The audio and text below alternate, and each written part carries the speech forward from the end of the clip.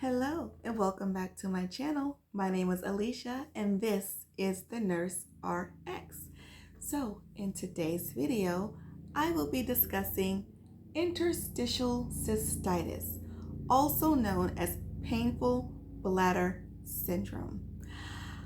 I'm going to share my story on how I was diagnosed and believe it's something that I've been suffering from since I was 15 years old, but never officially diagnosed until a couple of years ago.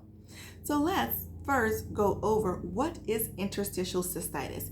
If you see me looking to the side, I do have some notes here. So I just want to make sure I don't miss anything. So first, interstitial cystitis is a chronic bladder condition that causes recurring discomfort and pain in the bladder or surrounding pelvic regions. The symptoms that come along with interstitial cystitis is urinary urgency or frequency, pain in your lower pelvic region for men and women, pain when bladder fills, or pain or there is relief after urination. So when your bladder becomes full, it's painful. When you relieve yourself and go to the restroom, you feel better. Pain during sex, lower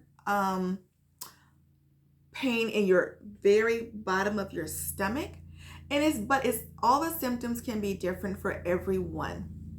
Other diagnoses that can mimic interstitial cystitis is overactive bladder, recurrent UTIs, endometriosis, and prostatitis, which is a condition that men can have. What causes interstitial cystitis? Well, it's unknown, but doctors may think these are some things that can cause it, such as damage to your bladder lining that causes urine to irritate the bladder, your immune system causing an inflammatory response. Treatment, lifestyle changes, such as avoid drinking alcohol, citrus foods, chocolate, caffeine drinks, spicy foods, tomato-based foods, carbonated drinks, processed meat, and nuts. So for me, these are the same things that I have to avoid after my hiatal hernia surgery.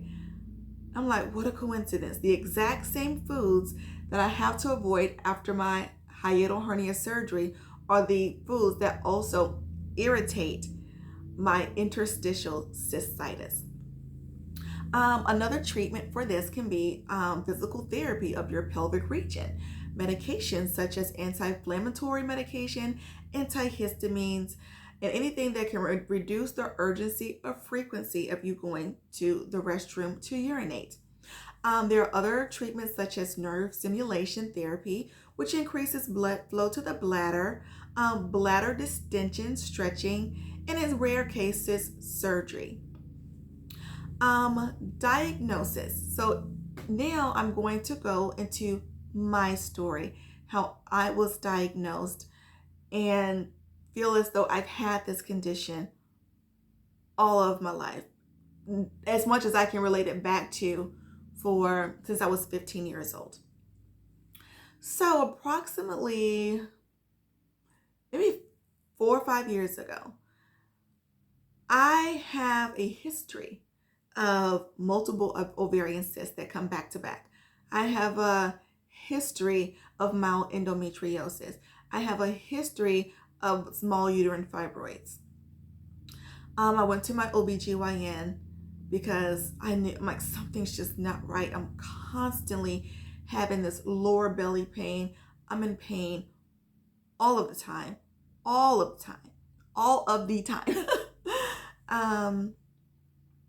They did a transvaginal ultrasound, Aleisha. Your ovaries look good, but I know you have a history of mild endometriosis. Nothing severe, very, very mild, but you cannot see that on an ultrasound. The only way to see that is if we do a laparoscopic procedure. And I've had so many laparoscopic procedures on my belly. It looks like a war zone on my stomach, but I'm okay with that. So they go in. I'm like, okay, fine. Let's just do it. I'm tired of being in pain. I just want to get to the root issue so I can finally deal with what I have to deal with. It hurts. It hurts with everything. All the things I just listed, it hurts. So they go in to do my laparoscopic surgery. See that there is no fibroids. My ovaries look great. I don't have endometriosis. But this particular OBGYN says that she also wanted to go, okay, basically for a laparoscopic surgery, they have to go in through your belly. But she also wanted to go in through my vaginal region to see if she sees anything from the other end. Upon doing so, she wanted to start with checking my bladder just to make sure. So they did what's called a cystoscopy, where they are basically looking at your bladder through a camera. And they have to flush like some fluids up there to check the integrity and all the things of that nature. So she said, upon entering my bladder, they do the flush, and all of a sudden my bladder turns bright red, like bright red. And everyone in the room is like, oh, what is that? They thought I was bleeding from my bladder. She was like, she is a classic case of interstitial cystitis. The lining of my bladder, she said, was so paper thin that water irritated it. Like, just, I guess the fluids they put in there irritated it. I had very, very, very thin lining of my bladder, or the lining of my bladder was completely gone. So she referred me to a urologist. I went to the urologist. She tried to, have me come in to do like physical therapy and things of that nature. But it's just at that time, I just didn't want to do all of that. It was not covered by my insurance. I needed like an astronomical amount of sessions. I'm talking like a lot, like 30 sessions or something. Like, I'm like, I can't do that. And to be quite honest, no matter how much therapy I do, I'm like, interstitial cystitis is just one of those conditions that you have to live with, because it affects the lining of your bladder or inflammation caused to your bladder. So for me, I knew just a lifestyle change would suffice. And I have noticed a tremendous difference in making those lifestyle changes. Like I say, I still love chocolate. I still like to eat nuts. One of my favorite is hazelnut, and that one is the one that irritates me the absolute most. So no matter how much therapy I did, do what you feel that you need to do for your body. But I feel at that time, and at some point I may go do it. I may. But as of right now, I'm just thinking a lifestyle change as far as my eating will help with my bladder issues.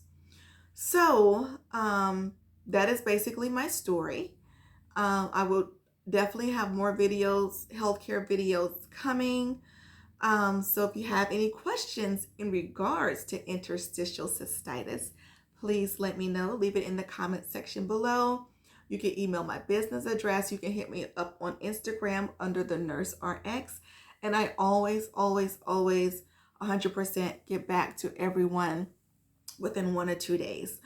And please be sure to like, share, and subscribe. Leave me a comment below. I am, like I mentioned in my last video, I'm on a road to 1,000 subscribers, and I'm so excited. I never thought I would be able to reach anyone. I didn't think anyone related to me. So the fact that I have people actually reaching out to me, you guys have no idea. It means the world to me, because I'm still able to share my nursing experience, my personal experience, but I'm doing it. I'm reaching you guys. I'm reaching you guys, and it makes me so happy. So thank you so much for watching this video. If you have any questions, like I say, leave it in the comment section below. Give it a thumbs up. Hit that notification bell to be informed when all of my videos hit. I am back in the groove of getting the videos out. I have, I was hitting my ebbs and flows, but now I have found a sweet spot. So thank you guys so much, and I love you, and I'll talk to you later. Bye.